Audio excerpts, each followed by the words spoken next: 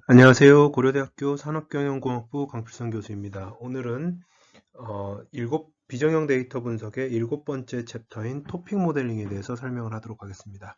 토픽 모델링은 이제 이 자체로도 따로 하나의 챕터로서 표현을 할 수가 있고요. 앞서서 이제 변수 선택 이전에 했었던 문서를 어떤 특정한 차원의 벡터로 표현하는 리프레젠테이션 관점에서 TF-IDF와 이제 백업 워즈로 표현이 되는 discrete representation부터 시작을 해서 워드 임베딩으로 대표되는 distributed representation을 설명을 했었습니다. 토픽 모델링도 어떻게 보면 문서의 관점에서는 하나의 분산 표사항으로서 이해될 수도 있다라고 생각을 해주시면 좋을 것 같습니다.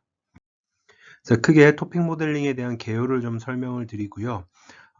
지난 시간에 변수 선택 과정 관점에서 설명을 했었던 잠재 의미 분석, Latent Semantic Analysis의 확률적 버전인 Probabilistic Latent Semantic Analysis.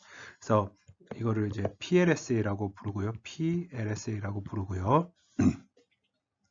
가장 대표적인 이제 토픽 모델링 중에 하나인 Latent Dirichlet Allocation, 그래서 LDA라는 방법론을 설명을 할 텐데, LDA는 사실은 상당히 분량이 깁니다. 그래서 문서를 생성하는 프로세스를 먼저 설명을 하고, 생성된 문서를 추론하는, 이제 추정하는 이제 인퍼런스 관점에서 몇 가지 방법론들이 존재하는데, 그 중에서 이제 가장 심플한, 그러니까 이해하기 쉬운 깁 샘플링 기반의 그 파라미터 인퍼런스를 설명을 하고, LDA를 어떻게 평가하는지까지 설명을 하는 것으로 이번 챕터를 이제 진행을 하도록 하겠습니다.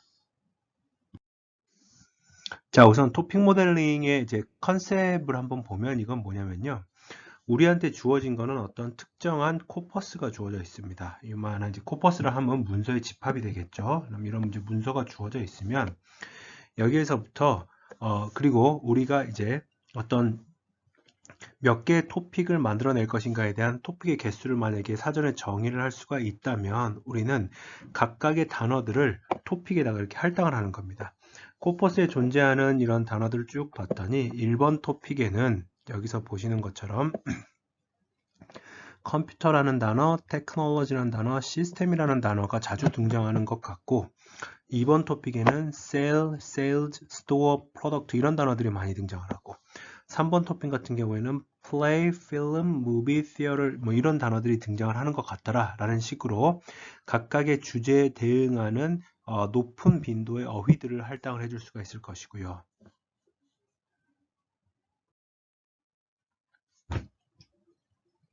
또 다른 반면으로는 반대로 생각을 하면 이제 토픽 모델링이 해줄 수 있는 결과물 중에 하나는 문서 차원에서 봤을 때 아까 이전 페이지에서 봤었던 거는 단어 차원에서 설명을 한 것이고요. 문서 차원에서 봤을 때 각각의 개별적인 문서가 과연 어느 토픽을 많이 내포하고 있느냐, 포함하고 있느냐라는 질문에 대한 답을 해줄 수도 있습니다. 여기 보는 이 노란색 문서 같은 경우에는 세 가지의 토픽들 중에서 1번 토픽이 거의 대부분을 차지하고 있다라는 표현이고요.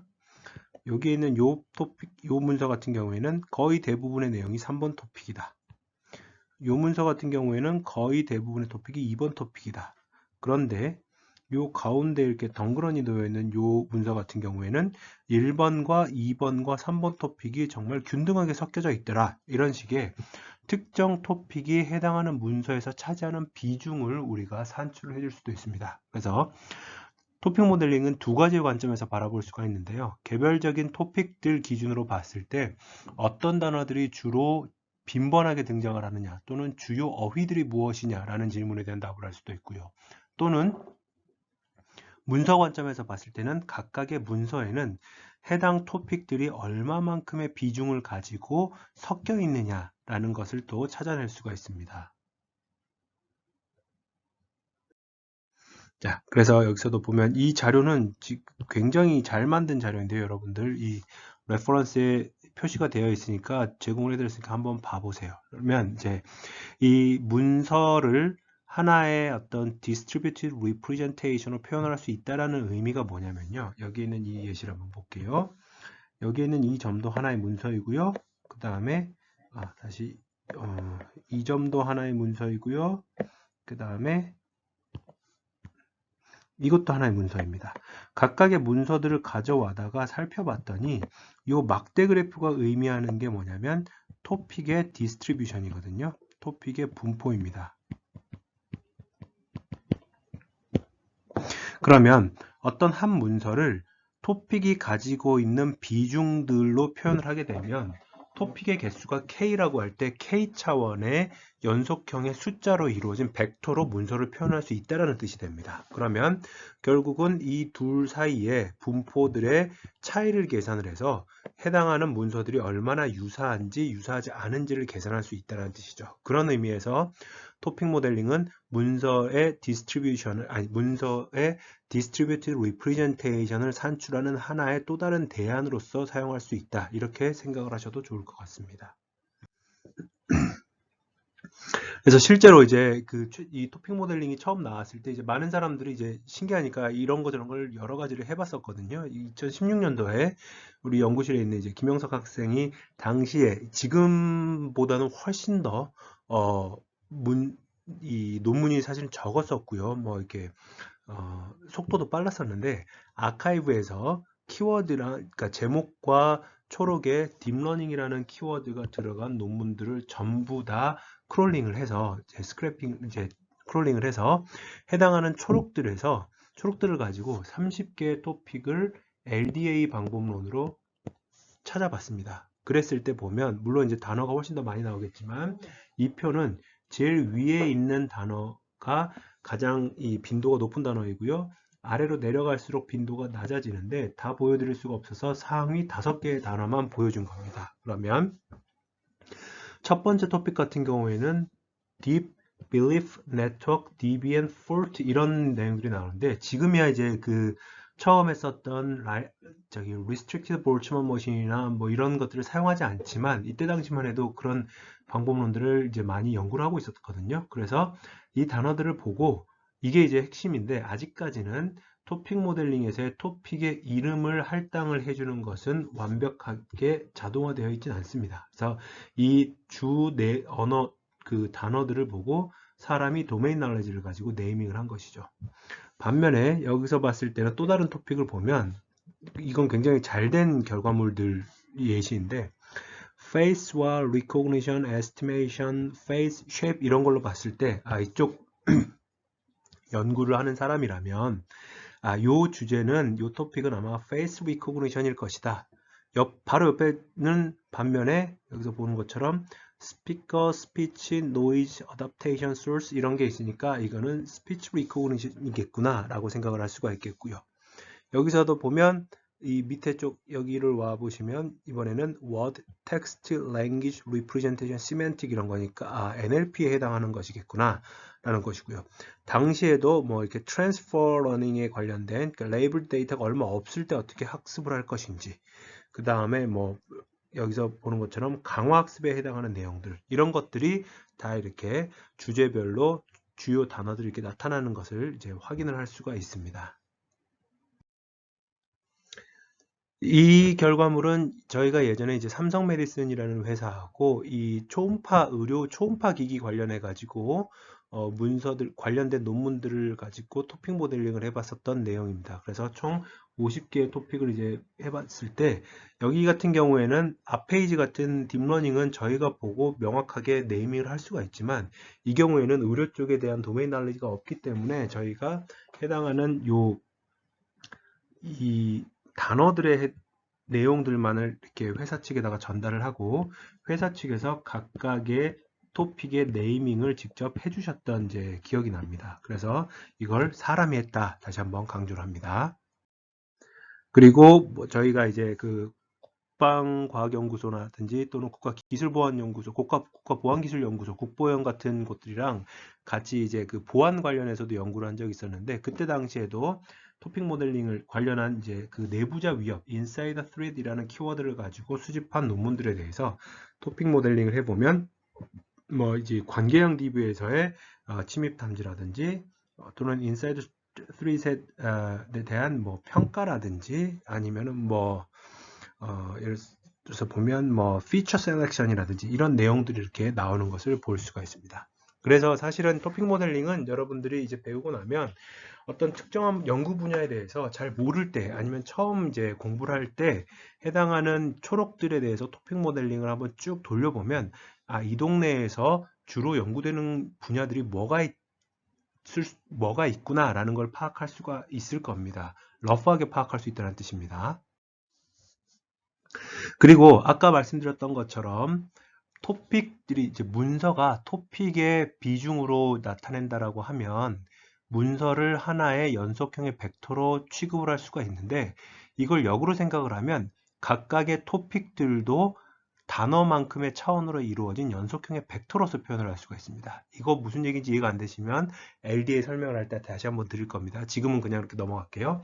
토픽도 특정한 차원, 단어가 가지고 있는 수만큼의 차원의 연속형 벡터이다. 그 말은 무슨 얘기냐면 토픽 간에도 조금 더 유사한 토픽들이 있을 수가 있고 조금 덜 유사한 토픽들이 있을 수가 있다는 얘기입니다. 그래서 실제 계산을 해보면 앞서 보여드렸던 그 아카이브에 올라왔던 딥러닝 페이퍼들을 가지고 한번 살펴보자면 뭐 여기 있는 것처럼 뭐 액션 recognition, face recognition, character recognition, acoustic recognition 뭔가 object든 시그널이든 recognition에 관련된 토픽들이 상당히 유사한 것을 알 수가 있겠고요. 이미지에 관련된 토픽들이 조금 더 또 유사하게 되어 있고 또는 이제 러닝 학습 관련한 최적화와 학습 관련한 토픽들이 서로 유사한 이런 경우들을 이제 볼 수가 있을 겁니다. 그러면 토픽 모델링을 통해서 토픽 간의 관계도 관계나 유사성도 파악을 해볼 수가 있다. 마찬가지로 이거는 이제 저희 연구실 졸업생인데 김준홍 학생이 수행을 했었던 인터넷 of Things, 그러니까 그 사물 인터넷 관련된 논문들에 대해서 어떠한 주제들이 서로 가깝게 연결이 되어 있는지를 이제 한번 살펴본 것이고요. 여기서 보면 뭐 핫 토픽, 콜드 토픽이라는 용어가 있는데 이건 어떤 거냐면 만약에 우리가 메타 정보를 사용할 수가 있다면 각각의 연도별로 해당하는 토픽들이 어떻게 전체 코퍼스에서 비중을 차지하고 있는지도 사실은 계산을 할 수가 있습니다. 해당하는 연도에 발생한 논문들의 토픽 비중의 평균값을 내보면 예를 들어서 이런 겁니다. 이거는 이제 서울과기대 이하경 교수님하고 같이 Technology and Innovation Management라는 이 연구 주제에 대해서 분야에 대해서 토픽 모델링을 한번 해봤던 건데요. 그러니까 뭐 이 이노베이션과 퍼포먼스에 대한 임플리컬 스터디 같은 경우에는 시간이 지날수록 어느 정도 이렇게 추세적으로 범주가 또는 이제 토픽의 비중이 상승하는 것을 볼 수가 있을 겁니다. 오픈 이노베이션도 마찬가지고요. 또는 테크놀로지컬 트랜지션도 마찬가지입니다. 이럴 경우에는 이 점들을 가지고 만약에 회귀직선을 만들어서 회귀 계수가 충분히 유의미하게 0보다 큰 값이 나오면 얘는 시간이 지날수록 더 연구가 활발하게 또는 비중이 높게 연구가 되고 있는 토픽이구나 라고 해서 핫토픽이라고 표현을 할 수가 있겠고요. 얘네들이 이제 핫토픽이 되는 것이고요. 반면에 여기서 보자면 이 뭐 TQM과 Continuous Improvement라는 거는 시간이 지날수록 이렇게 내려가고 있고요. 그 다음에 뭐 Innovation in SME, 그 다음에 Organizational Learning 이런 것들도 딱 봤을 때도 트렌드가 점점 이제 감소하는 걸 볼 수가 있겠습니다.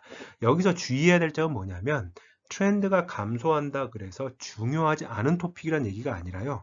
상대적으로 과거에는 연구가 많이 되었지만 현 시점에서는 연구가 좀 덜 되고 있는 토픽이다라고 해석을 해야 된다는 뜻입니다. 그래서 이거를 이제 콜드 토픽이라고 표현을 하죠. 이 핫토픽과 콜드토픽을 판단을 하려면 해당하는 그 문서들에 대한 시점 정보가 있어야지만이 시기에 따라서 얼마만큼 비중을 가지고 있는지를 판단할 수가 있습니다.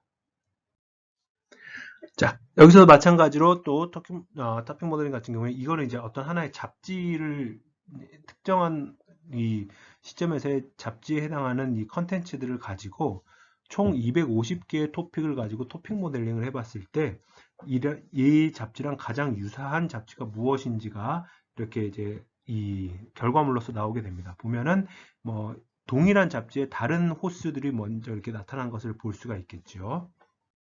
마찬가지로 또 다른 형태의 잡지 같은 경우에는 뭐 비츠라는 뭐 저는 읽어본 적은 없습니다만은 것들이 제일 앞에 나오지만 좀 이렇게 뭔가 뉘앙스가 비슷한 이런 뭐 HM이라는 잡지들이 또 이렇게 호수들이 유사하게 뽑히는 걸 볼 수가 있습니다. 그러면 토픽 모델링을 통해서 다큐멘트 리트리벌, 다시 말하면 유사한 문서나 또는 어떤 뭐 책들이 무엇인지를 내용 측면에서 semantic relationship을 통해서 추출해낼 수 있다라고 생각을 하면 좋을 것 같습니다. 얘도 마찬가지입니다. 이거는 뭐 이제 여행에 관련된 책이기 때문에 관련된 토픽들도 전부 여행 관련된 책자임을 쉽게 볼 수가 있습니다. 자, 그러면 이 토픽 모델링을 하는 데 있어서 가장 대표적이면서 단순한 어프로치가 뭐냐면 지난 시간에 LSA를 통해서 배웠던 매트릭스 팩토라이제이션 기반의 어프로치입니다. 그래서 여기서 보면 토픽 어사인먼트라는 거는 이 토픽의 개수하고 데이터의 개수로 표현이 된다라고 생각을 할 수가 있는 것이고요. 이걸 다시 한번 생각을 해보면 이런 겁니다. 여기에 m개 텀이 있고 n개 다큐먼트가 있을 때 SVD를 가지고 어프록시메이션을 하면 이렇게 만들어진다라고 말씀을 드렸고요. 여기에다가 UK의 트랜스포즈를 따로 이렇게 곱하게 되면 이 부분이 날아간다라고 말씀드렸어요. 그러면 K 곱하기 M이라는 거는 결국은 M개의 문서는 K개의 토픽들로 이루어져 있다라고 생각을 할 수가 있겠고요.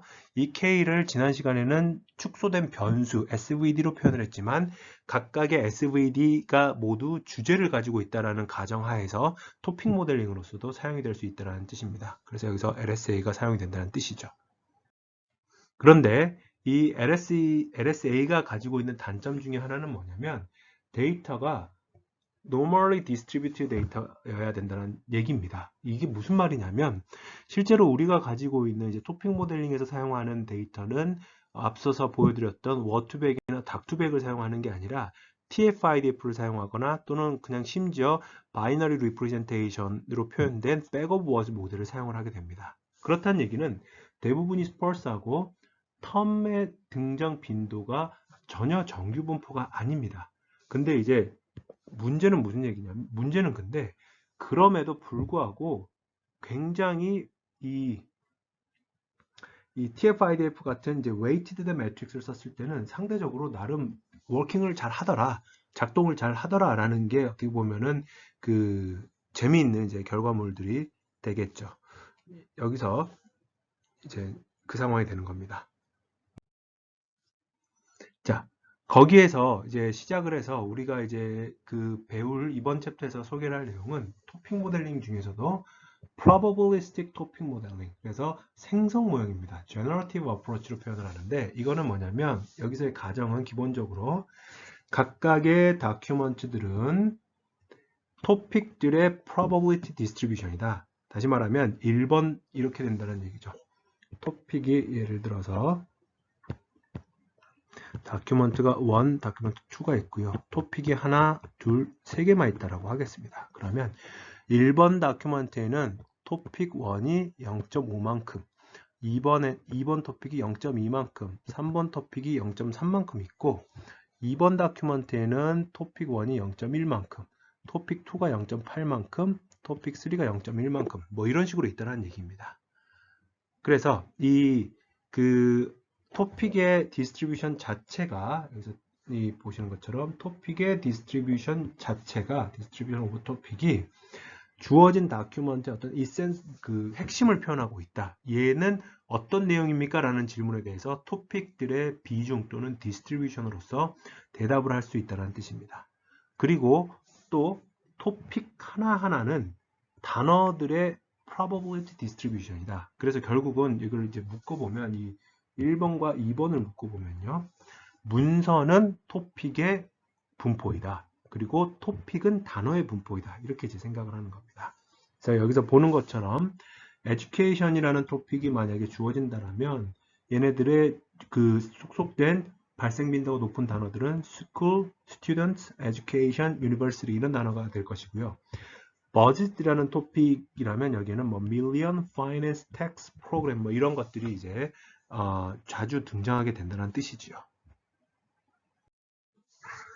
자, 그래서 이 토픽 모델에 대해서는 이제 이 제너러티브 어프로치를 하기 위해서는 우리가 이제 어떤 모델을 만들어야 되는데 이 모델에 대해서는 우리가 데이터를 통해서 이제 그 probabilistic 모델, 우리가 가정했던 그 확률적 모형을 최대한 잘 맞추도록 하는 게 바로 이 statistical inference가 됩니다. 그래서 이거는 우리가 무엇을 하게 되냐면 주어진 데이터 example에 대해서 이 확률 값을 이제 어사인을 하게 되는데 이게 무슨 얘기냐면 각각의 단어들이 이 텍스트에서는 우리가 가정한 모델에 의하면 발생할 확률이 얼마인가 라는 질문에 대한 답을 이제 우리가 추정을 하게 되는 것이고요.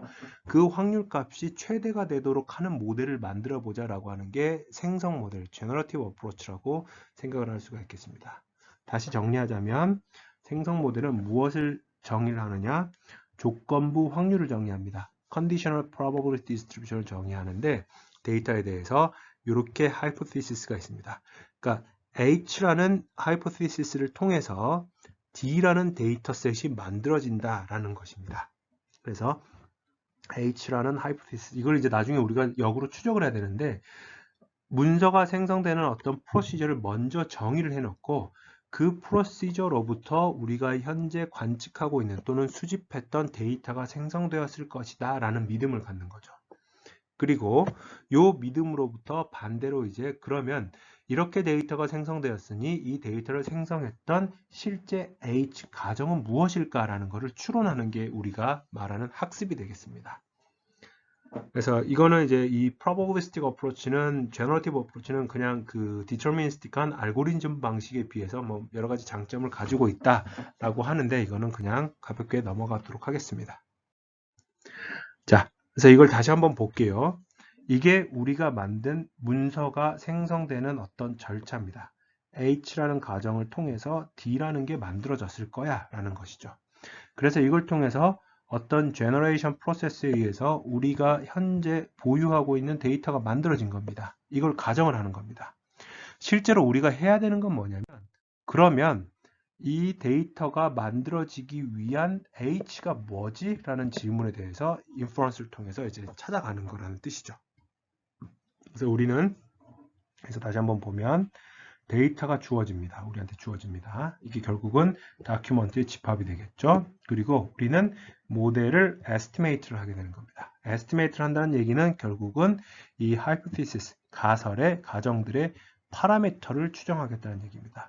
어떻게 추정하겠다? 목적이 뭐다? 이 파라미터들을 사용하면 현재 우리가 가지고 있는 데이터가 이 모델 가정, 하이포테시스로부터 생성이 될 확률을 가장 크게 하는 이 파라미터들을 찾는다는 뜻이 되겠습니다. 자, 그래서 다시 한번 이 제너러티브 모델을 보면 우리는 어떤 문서가 만들어지는 과정에 대한 assumption, 가정을 하고요. 실제 데이터를 수집을 합니다. 이걸 두 가지를 통해서 posterior probability가 그러니까 이 하이퍼 파라미터들을 추정을 하고요. 거기에서부터 posterior probability를 이제 inference를 하게 됩니다. 그리고 나서 모델이 제대로 맞았는지 체크를 하고요. 새로운 데이터에 대해서 어떻게 될 것인지 예측을 할 수도 있고요. 그 다음에 탐색을 할 수도 있는 이런 상황이 됩니다. 자, 그러면 여기에서 지금부터는 이 토픽 모델링 중에서 가장 probabilistic 모델 중에서 가장 먼저 소개가 되었던 PLSA, Probabilistic Latent Semantic Analysis에 대해서 설명을 하도록 하겠습니다. 자, 우선 우리가 가지고 있는 데이터셋은 요 A라는 이 실제 데이터셋은 어떻게 생겨 있냐면 보통은 이제 이 Term Document Matrix, TDM으로 이제 생각을 한번 해볼게요. 뭐 DTM이어도 크게 문제는 없는데 우선은 TDM을 기준으로 설명을 해보도록 하겠습니다. 첫 번째, 데이터가 굉장히 큽니다. 왜냐? 모든 텀의 개수가 있어야, 텀이 있어야 되고요. 그 다음에 여기에 대해서 다큐먼트가 있어야 되니까요. 그리고 여기에 대해서 어떤 그 뭐라 그럴까요? 해당하는 이 값들 자체가 어떤 특정한 구조가 존재하는 게 아니라 그냥 보이는 대로 관측치를 집어넣었기 때문에 leg of structure라는 얘기는 바로 그 얘기입니다. 어떤 사전에 정의된 구조를 갖지 않고 들어가 있다라는 거죠. 그래서 우리는 여기에 대해서 이제 몇 가지 질문을 던지는 거죠. 해당하는 객체들을 조금 더 쉽게 단순하게 설명할 수 있는 방법은 없겠느냐? 그리고 거기에 대해서 뭔가 분명히 실제로 우리가 관측한 구조는 이렇지만 거기에 숨겨져 있는 히든 또는 베이스라인이 되는 레이턴트 스트럭처가 이 데이터를 관통하는 latent structure가 있을 것이다 라는 가정을 통해서요. 질문이 이제 어떻게 연결이 되냐면 그 스트럭처를 어떻게 찾을 것이냐, 디스커버 할 것이냐 라는 질문으로 이제 귀결이 됩니다. 그래서 이거를 사용하는 게 이제 팩토라이제이션 방식에서 아까 설명을 했었던 것처럼 이제 이런 방식이 되는 거죠. 우리가 이 SVD 관점으로 봤을 때는 여기서 보는 것처럼 A라는 매트릭스는 뭐 우리가 알고 있었을 때 U의 트랜스포즈의 시그마 U 시그마 V의 트랜스포즈 뭐 이런 식으로 보는 것처럼 특정 매트릭스를 L 곱하기 여기에 있는 이 값 곱하기 요 매트릭스 곱하기 다이아고널 곱하기 R이라는 이제 왼쪽과 오른쪽 매트릭스로 이제 팩토라이제이션을 하게 되는데 여기에 대해서 이 Q라는 값이 latent structure에 해당하는 개수라는 뜻입니다. 그래서 N개의 텀들은 Q개의 이 스트럭처들에 대해서 Q개의 토픽들에 대해서 뭔가 관계가 있을 것이고 서로 관계가 있을 것이고 각각의 M개의 문서들 역시 이 Q개의 스트럭처들의 어떤 조합으로서 표현이 될 것이다 라는 것이죠. 그래서 이거는 이제 여기서 factors are typically constrained to be thin 이라고 되어 있는 거는 이 랭크보다 훨씬 더 적은 개수의 이 수를 찾겠다라는 뜻입니다. 그래서 우리가 이제 지난 시간에 바로 했었던 LDA에 대해서 다시 한번 살펴보면 A라는 매트릭스를 원래 텀 다큐먼트 매트릭스를 AK로 어프록시메이션을 할 수가 있겠고요. 이렇게 어프록시메이션 했을 때 왼쪽에다가 U의 트랜스포즈를 이렇게 계산을 해주면 우리가 가질 수 있는 시그마 K 곱하기 VK는 결국은 요 파트가 되는 겁니다. 여기서 보는 요 파트가 돼서 N개의 문서들마다 K개 차원의 벡터들로 표현이 된다는 얘기죠. 그래서 두 개의 LSA 디멘전에 대해서 문서들도 이렇게 표현이 될 수가 있고 그 다음에 단어들도 함께 표시가 될 수 있다는 뜻입니다. 어차피 문서와 단어에 대해서 똑같이 2차원으로 표현을 할 수도 있고 3차원으로 표현할 수도 있고 같은 차원의 벡터로서 표현할 수 있다는 걸 이 그림에서 보여주는 겁니다. 자, 그러면 여기에서부터 이제 조금 더 구체적으로 보면요. 여기 이 다큐먼트하고 이 랭귀지 모델에 대해서 다큐먼트에 대한 그 단어가 생성될 확률을 한번 계산해 보면요. 이렇게 maximum likelihood estimation 이라는 방식은 이건 뭐냐면 만약에 어떤 W라는 단어가 D라는 이 다큐먼트에 등장할 확률은 얼마일 것인가 라는 거에 대해서 이 확률을 계산하려면 결국은 모든 단어들에 대해서 이 다큐먼트에 대해서 존재하는 모든 단어들의 그 카운트를 분모로 하고요. 해당하는 다큐먼트에 실제 우리가 관심 있어 하는 W라는 단어가 등장하는 횟수를 분자로 놓으면 이게 바로 이 문서에서 단어가 등장할 확률이 될 것입니다. 근데 이거는 대부분이 이제 어떻게 보면 다큐먼트에 존재하지 않는 텀들은 그냥 제로 프로버비리티를 갖는다라는 문제점이 발생을 하고요. 그래서 우리는 이제 요거를 이제 임프로브를 하기 위해서 이걸 하고 싶은 겁니다. 어떤 특정한 다큐먼트가 주어졌을 때 i번째 다큐먼트에 대해서 W라는 단어가 등장할 확률을 추정을 하고 싶은데 이 원 다큐먼트의 정보만 사용하는 게 아니라 우리가 가지고 있는 코퍼스 내에 다른 문서들의 정보들도 조금 반영을 해서 뭔가 제대로 추정을 할 수 있지 않을까. 앞선 페이지 같은 경우에는 이 D라는 다큐먼트에 존재하지 않는 단어들은 확률값을 전부 0으로 갖게 될 텐데 그게 아니라 확률적 분포로 봤을 때 다른 문서에서 포함하고 있는 정보들을 이용을 하면 이게 조금 더 스무딩 돼서 추정이 되지 않을까라는 겁니다. 자, 그래서 여기에서의 이 PLSA의 관점은 이제 뭐냐면 어떤 단어들이 문서에서 등장하는 거는 아무렇게나 마구잡이로 등장을 하는 게 아니라 이러한 관점이 있다는 겁니다. 레이턴트 컨셉이라는 관점이 이렇게 가운데 있어 가지고요. 다큐먼트가 주어졌을 때 이 세타가 이제 우리가 찾아야 되는 이제 파라미터입니다. 우리가 찾아야 되는 파라미터라고 보시면 되겠고요. 다큐먼트와 우리의 가설, 우리가 아까 보여드렸던 뭐 하이포테시스 H라고 봐도 됩니다. 있을 때 Z라는 레이턴트 벡터를 우리가 추정을 할 수가 있을 것이고, 그 레이턴트 벡터가 주어졌을 때 단어의 용법이 이제 그 적절한 단어들이 이렇게 판단이 될 것이다. 그래서 앞에서는 요 레이턴트 컨셉을 스킵을 하고 다큐먼트와 텀이 바로 이렇게 이어졌는데, 그게 아니라 실질적으로는 문서에서부터 어떤 컨셉으로 이어지고 그 컨셉으로부터 단어들이 생성되었다라는 구조를 찾아내는 겁니다. 여기에 대해서는 prior knowledge가 뭐 없고요. 오로지 우리가 가지고 있는 이 term occurrence만, co-occurrence만을 가지고 우리가 이제 살펴보게 된다는 뜻입니다.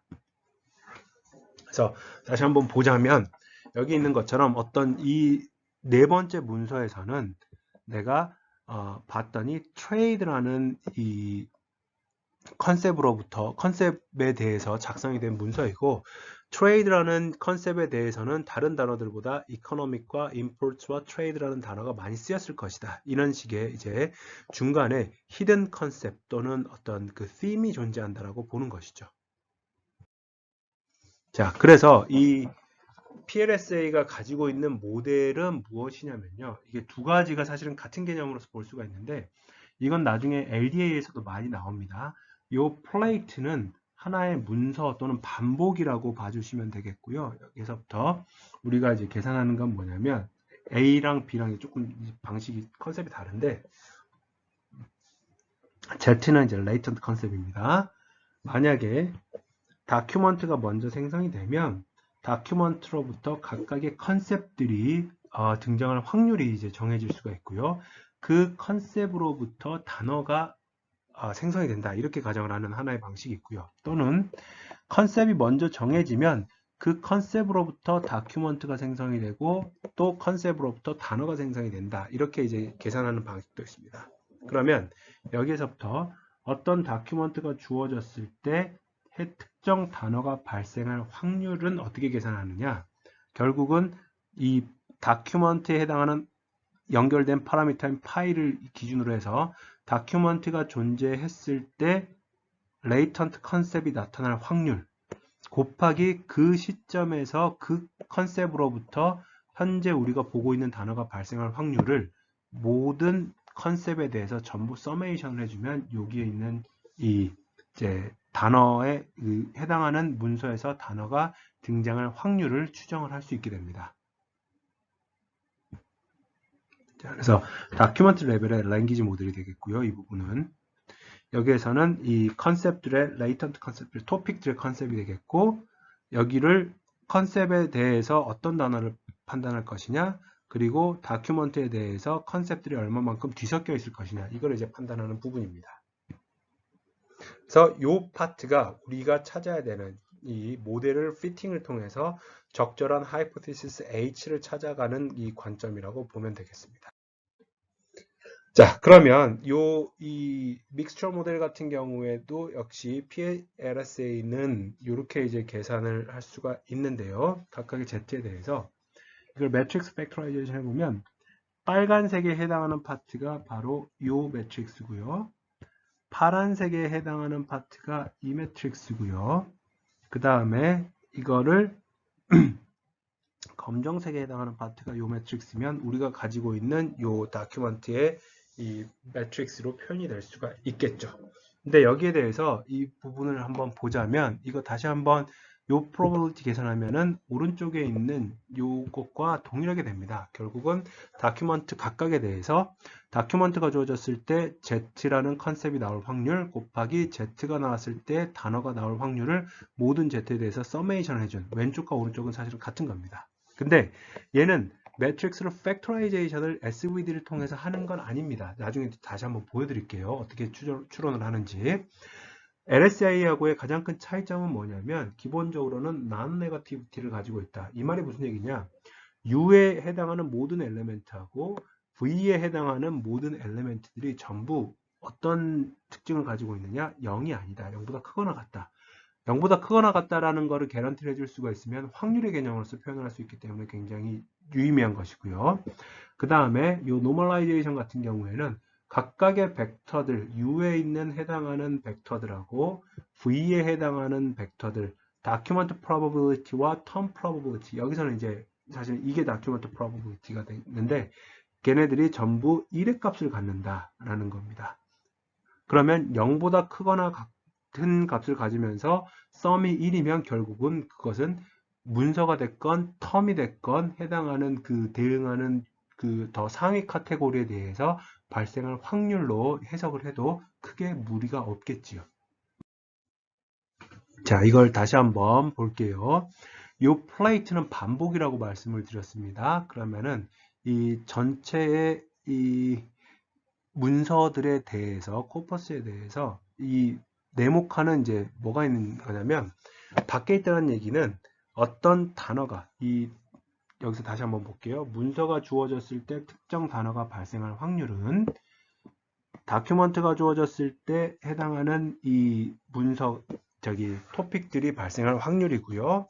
거기에 대해서 특정한 토픽들이 주어졌을 때 단어가 선택될 확률에 곱을 모든 레이턴트 토픽들에 대해서 결합해 준 거라고 말씀을 드렸지 않습니까? 그러면 밖에 있는 이 네모칸은 코퍼스에 해당하는 것이고요. 전체 코퍼스고요. 안에 있는 네모칸은 뭐냐면 코퍼스 안에 있는 개별적인 문서들입니다. 그러면 이 동그라미의 의미가 이 위치가 굉장히 중요한 것을 갖는데 요 PW 기분 Z가 제일 큰 네모 밖에 있다는 얘기는 어떤 토픽이 주어지면 그 토픽으로부터 특정한 단어가 뽑힐 확률은 문서가 바뀐다라고 해서 바뀌지는 않는다. 다시 말하면 코퍼스에 모두 통용되는 것이다 라는 것이고요. 이게 무슨 말이냐면 다시 한번 예를 들어서 볼게요. 어떤 IT라는 주제가 있는데 거기에 가장 많이 사용되는 단어가 예를 들어서 컴퓨터라고 해보겠습니다. 그러면 문서를 다큐먼트 1번, 다큐먼트 2번 이렇게 문서를 만들어내는 데 있어서 IT라는 이 토픽에서부터 컴퓨터라는 단어를 뽑을 확률은 1번 다큐먼트에 해당하는 것과 2번 다큐먼트에 사용될 때 같다라는 뜻이에요. 이 두 가지가 같다라는 뜻입니다. 반면에 여기서 보시면 PZ given D라는 거는 코퍼스 안쪽에 있으면서 문서 바깥쪽에 있죠. 그럼 문서 안에서는 동일하지만 이거는 이제 어떤 의미냐면요. 이 네모 안에 있는 게 내부 한 문서에 대해서 반복되는 단어별입니다. 자, 다시 한번 정의할게요. 헷갈릴 수 있을 것 같아서. 이 마지막에 있는 제일 겉에 있는 네모는 코퍼스 안에 문서별 반복입니다. 얘는 노란색은 잘 안 보이네요. 얘는 문서별 반복입니다. 반면에 이 안에 있는 네모는 문서 내에 단어별 반복입니다. 그러면 여기 있는 이 부분에 해당하는 설명을 다시 한번 하면은 문서가 반복될 때마다 어떤 토픽에서 특정한 단어가 뽑힐 확률이 바뀌느냐라는 질문에 대해서 아니다라는 뜻이고요. 여기에 있는 이 네모에 해당하는 파트는 여기 있는 이 파트는 문서에 대해서는 토픽의 비중은 바뀔 수 있습니다. 무슨 말이냐? 1번 문서에서는 1번 토픽이 20%를 차지하지만 2번 문서에서는 1번 토픽이 40%를 차지한다. 이게 허용이 된다는 뜻입니다. 단 한 번 그 토픽의 비중이 정해지고 나면 이렇게 정해진 토픽으로부터 여기에 해당하는 이 확률값들을 가져와다가 지금 화살표가 두 개죠. 화살표는 디펜던시를 의미합니다. 특정한 단어가 사용될 확률은 현재 문서에서 이 Z라는 토픽이 차지하는 비중 그리고 Z라는 토픽에서 해당하는 단어가 뽑힐 확률 이 두 가지의 영향을 받아서 만들어진다는 뜻입니다. 자, 그래서 이제 우리는 해당하는 이제 필요한 파라미터라는 게 결국은 아까 보셨던 그 매트릭스 안에서의 숫자 값들이거든요. 모든 파라미터들을 maximum likelihood estimation을 통해서 추정을 할 겁니다. 자, 그러면 여기에 대해서 우리는 이제 먼저 likelihood 펑션을 정의해야 되는데요. 여기 있는 nwi, dj라는 거는 wi라는 단어가 dj라는 다큐먼트에 등장할 횟수라고 보면 되겠습니다. 그리고 pwi, dj는 이 wi라는 단어가 dj라는 문서에서 등장할 확률이라고 생각을 해보겠습니다. 그러면 우리가 요 wi라는 단어를 dj라는 문서에서 요 n번만큼 보게 될 확률은 확률의 거듭제곱이 되겠죠. 요 거듭제곱에 해당하는 자, 그러면 이제 우리가 이거를 이제 인퍼런스를 할 때는 모든 단어들이 독립적으로 생성이 되어 있다는 가정을 해보면 I 여기서 보는 J는 1부터 N까지라는 게 결국 뭐냐면요. 모든 문서에 대해서 I는 1부터 M까지라는 게 모든 단어에 대해서 J번째 문서에 I번째 단어가 요 횟수만큼 등장할 확률을 전부 다 곱한 게 likelihood입니다. 다시 말하면 요 P라는 거는 이제 우리가 만든 모델에 의해서 해당하는 I번째 단어가 J번째 문서에서 등장할 확률인데요. 그 확률을 전체 코퍼스에 대해서 다 계산을 할 수가 있습니다. 어떤 단어에 어떤 문서이든지 간에 그 단어들이 독립적으로 등장했다라는 가정하에서 그걸 싸그리 몽땅 곱해버리면 이게 바로 우리가 가지고 있는 이 추론 모델이 이 likelihood 값이 크면 클수록 우리가 만든 모델 자체가 현재의 그 문서 코퍼스를 생성해낼 수 있는 능력이 높다. 이렇게 이제 해석을 할 수가 있는 겁니다. 근데 이제 서메이션 아니 그 프로덕트니까 이거를 최적화하기가 쉽지가 않으니까 이거를 가져다가 이 로그 라이클리드를 통해서 로그를 씌우면 NWI 곱하기 DJ 나오고요. 여기에 대해서 로그를 씌우게 됩니다. 그러면 이 로그를 씌운 이 안쪽 파트가 다시 한번 보면 이게 결합 확률인데 이 결합 확률이 K개 토픽에 대해서 아까 보셨던 그 두 가지 중에 두 번째입니다. 토픽이 주어졌을 때 L번째 토픽에 대해서 J번째 문서가 가질 등장할 확률, 거기에 J번째 토픽이 등장할 확률, 그 다음에 L번째, 그렇죠? L번째 토픽이 등장했을 때 I번째 단어가 등장할 확률의 곱으로서 우리가 이 결합 확률을 계산을 할 수가 있습니다. 표현해 줄 수가 있습니다. 자, 그러면 이제 우리는 이걸 통해서 이제 파라미터들을 이제 추론을 해야 되는데 이거를 analytically 할 수 없다라는 게 뭐냐면 그러니까 쉽게 말하면 선형 회귀 분석에서의 OLS 같은 경우에는 이제 베타 햇은 X 트랜스포즈 X의 인버스의 XY 이런 식으로 이렇게 나오게 됩니다. 뭐 나중에 여기다가 뭔가 좀 뭐 엡실론 I 뭐 이렇게 쓰긴 하지만 요게 analytically 트랙터블한 솔루션입니다. 다시 말하면 closed form 솔루션이 존재한다는 얘기죠. 근데 앞서 보여드렸던 이 PLS의 목적 함수는 지금 보는 이 선형 회귀 분석의 베타를 찾는 것처럼 closed form 솔루션이 존재하지 않습니다. 그렇기 때문에 우리는 이제 이러한 상황에서 트라이얼 앤 에러를 통해서 수렴을 시켜가는 몇 가지 알고리즘들 중에 expectation maximization이라고 불리우는 EM 알고리즘을 사용을 할 건데요. 이거는 기본적으로는 가장 단순하게는 이렇게 생각을 하시면 되겠습니다. 우리가 최적화를 시켜야 되는 파라미터가 두 가지 종류가 있다고 볼게요. A라는 게 있고요. B라는 게 있습니다. 그러면 EM 알고리즘은 두 가지 스텝으로 이루어져 있는데 expectation 스텝과 maximization 스텝으로 이루어져 있는데 이 두 가지를 동시에는 못하지만 이렇게 되는 겁니다. A를 고정을 시켜 놓고요. B를 최적화를 시킬 수가 있습니다. 그 다음에는 B를 픽스 시켜 놓고요. 다시 A를 최적화를 시킵니다. 이거를 또 반복합니다. A 픽스 시켜 놓고 그 다음에 B를 최적화를 시킵니다. 이거를 쭉 왔다 갔다 하면서 반복하다가 우리가 기대하는 바는 뭐냐면 일정 수준의 스텝이 지나고 나면 A와 B가 모두 수렴할 것이다 라는 것을 가정을 하는 거죠. 기대를 하는 것이죠. 이게 EM 알고리즘, Expectation Maximization 알고리즘의 기본적인 그 개념, 기저에 깔려있는 가정이라고 보시면 되겠습니다. 그래서 여기서는 보면 이제 이 latent variable로부터 posterior probability를 그러니까 다시 말하면 해당하는 것을 추론을 하는 과정, expectation을 하는 과정이라고 보면 되겠습니다. 그래서 여기에서는 이제 먼저 이 네 가지를 계산하는 데 있어서 요걸 계산하는데 D라는 다큐먼트와 W라는 단어가 주어졌을 때 Z라는 컨셉이 얼마만큼 차지하고 있느냐라는 걸 expectation 스텝에서 계산하는데요. 그 expectation 스텝에서는 여기서는 이 PZ와 여기서 보면 PD 기분 Z와 PW 기분 Z를 분모로 하고요. 색깔이 다 따로따로인 거 한번 보실 겁니다. 그 다음에 모든 Z에 대해서 이거 계산한 거를 나눠서 normalizing 팩터로 둡니다.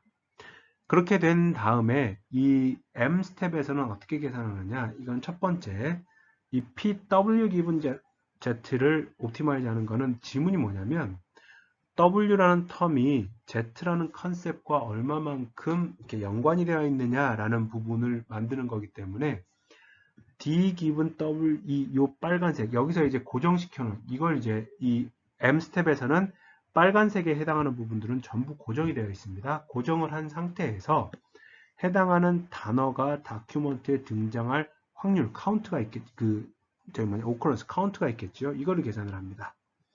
그리고 여기서는 PD 기분 Z 같은 경우에는 보시는 것처럼 위에 있는 부분은 서메이션이 다큐먼트에 대한 부분이고요. 아래에 있는 두 번째는 서메이션이 W에 해당하는 부분입니다. 그래서 만약에 이 파란색은 뭐에 대한 대답이냐면 다큐먼트 D가 컨셉 Z랑 얼마만큼 연관이 되어 있느냐라는 질문에 대한 답이고요. 이 올리브색 같은 경우에는 결국은 요거 모든 이 분자가 이제 W하고 D 모두에 대해서 계산이 되겠죠. 노멀라이징 팩터도 이렇게 되는 것이고요. 이거는 뭐냐면 얼마나 컨셉 Z가 빈번하게 등장하느냐를 계산하는 겁니다.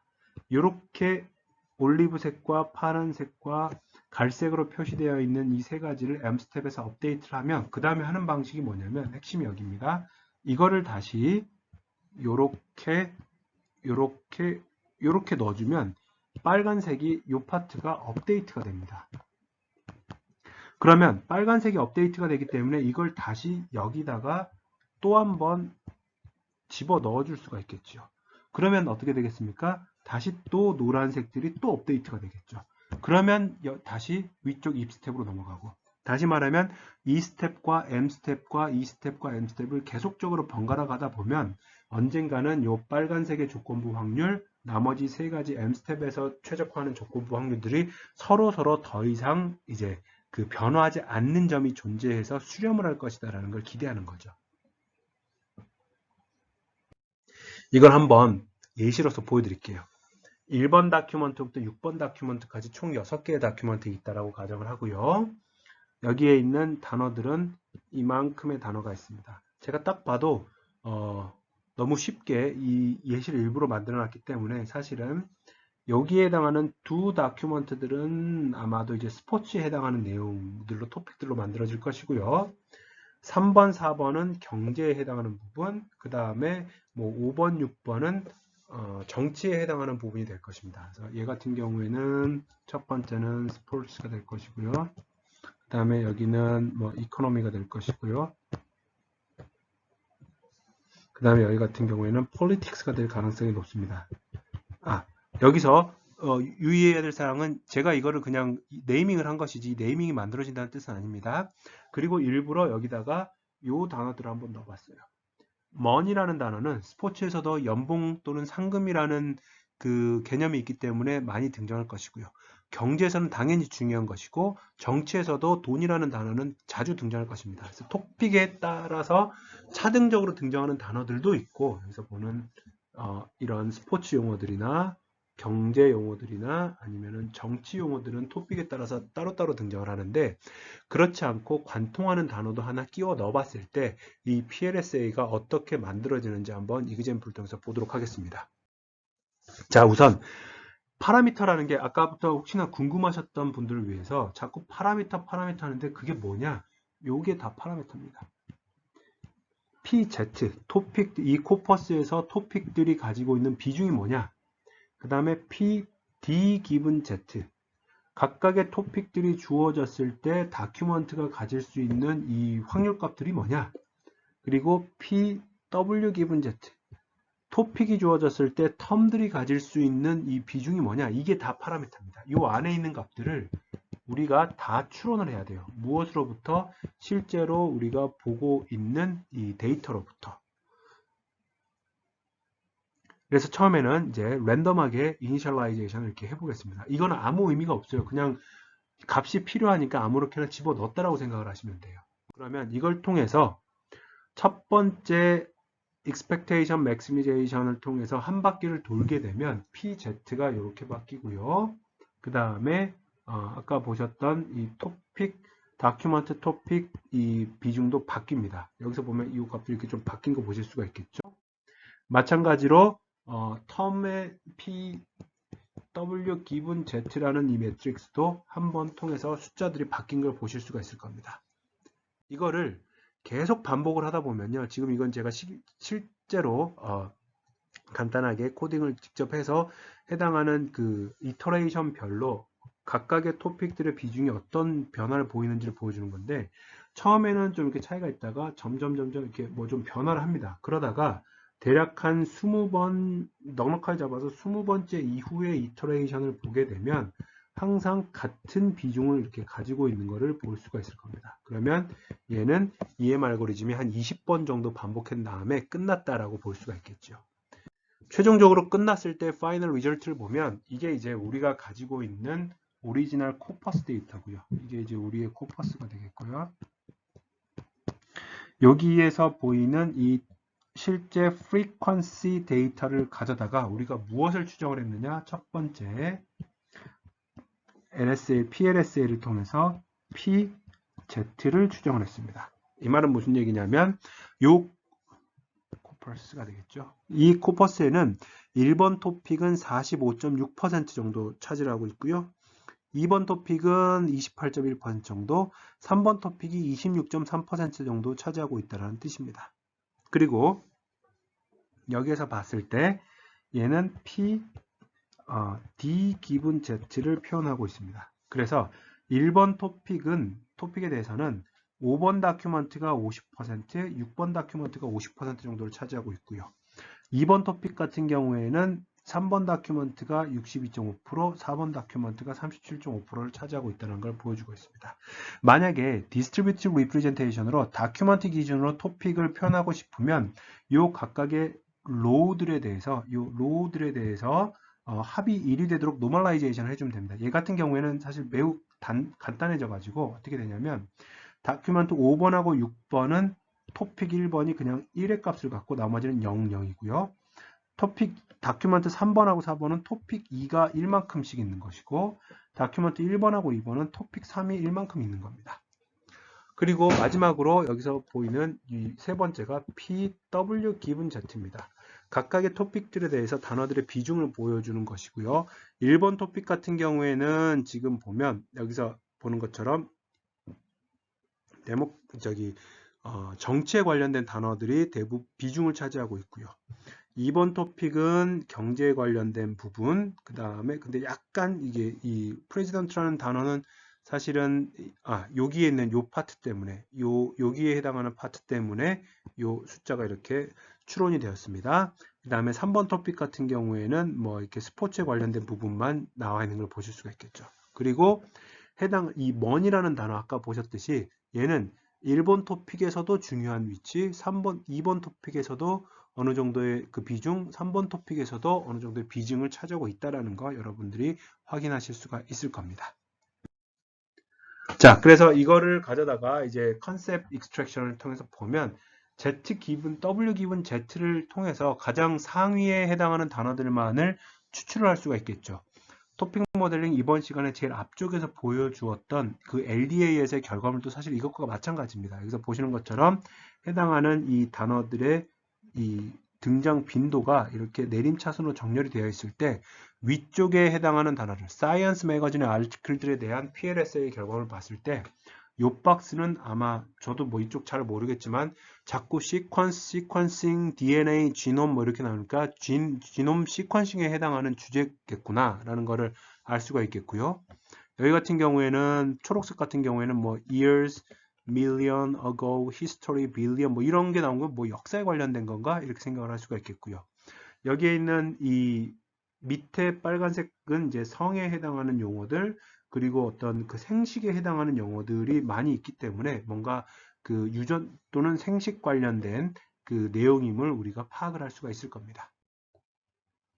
자, 그리고 이